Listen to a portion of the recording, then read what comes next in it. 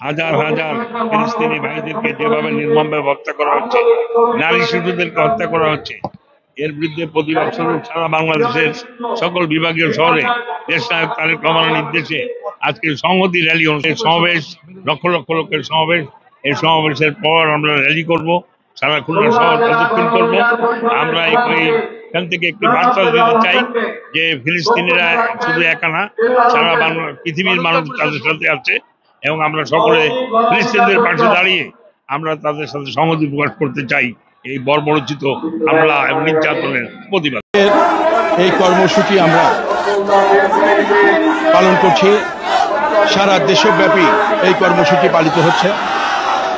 আমরা ফিলিস্তিনের গাজা এবং রাফায় যে বর্বরোচিত হামলা ইসরায়েলি সন্ত্রাসী গোষ্ঠী করেছে তার তীব্র নিন্দা জানাচ্ছি।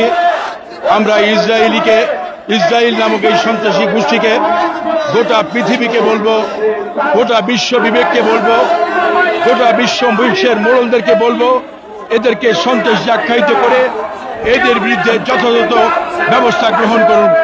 বিশ্ব মানবাধিকার সংগঠন এবং আন্তর্জাতিক যে সমস্ত সংগঠন আছেন, অ্যামনেস্টি ইন্টারন্যাশনাল সহ সকলকে বলবো, আপনারা এই সমস্ত সন্ত্রাসী গোষ্ঠীকে সন্ত্রাসী হিসেবে আখ্যায়িত করে নিশ্চিহ্ন করা হোক এবং যাদেরকে হত্যা করেছে মহান রব্বুল আলামিন যেন তাদেরকে জান্নাতের শ্রেষ্ঠ মাকাম দান করেন এবং শহীদি মর্যাদা দান করেন।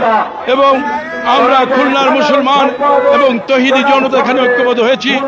আমরা দেশনায়ক তারেক রহমানের নেতৃত্বে গোটা দেশের হিন্দু, বৌদ্ধ, খ্রিস্টান, মুসলিম সবাই আজকে ঐক্যবদ্ধ হয়ে আমাদের আজকে সমাবেশে লাখো লোকের সমাবেশ হচ্ছে এবং ইনশাআল্লাহ খুলনার মানুষ দেশনায়ক তারেক রহমানের ডাকে সাড়া দিয়ে ঐক্যবদ্ধ হয়েছে এবং আমরা ইসরায়েলের এই ঘটনার তীব্র নিন্দা প্রতিবাদ জানাচ্ছি এবং ভবিষ্যতেও জানাবো ইনশাআল্লাহ। আমরা শুধু ধর্মীয় দৃষ্টিকোণ থেকে না, একজন মানুষ হিসাবে যে মানবাধিকার লঙ্ঘন হচ্ছে তার প্রতিবাদ করা উচিত এবং নির্যাতিত ফিলিস্তিনিদের প্রতি আমাদের সংহতি প্রকাশ করা উচিত। সারা বিশ্বের যে সকল মানবাধিকার সংস্থা রয়েছে আজকে তারা অন্ধ। আমরা দেখছি জাতিসংঘের ভূমিকা বিতর্কিত, আমরা দেখছি ওআইসি গুরুত্বপূর্ণ দায়িত্ব পালন করছে না। এমন একটি পরিস্থিতিতে ইসরায়েল যুগের পর যুগ নিরীহ নিরপরাধ শিশু, মহিলা সহ সর্বশ্রেণীর মানুষকে নির্বিচারে হত্যা করে যাচ্ছে। এই হত্যাকাণ্ডকে আমরা ধিক্কার জানাই, নিন্দা জানাই। সমাবেশের সম্মানিত সভাপতি খুলনা মহানগর কথা বলতে চাই, সমগ্র মুসলিম উম্মাহকে আপনারা লক্ষ্য করবেন, আজকে সেই ইসরায়েল দেশের মালিক ফিলিস্তিনকে রেখেছে ভারত।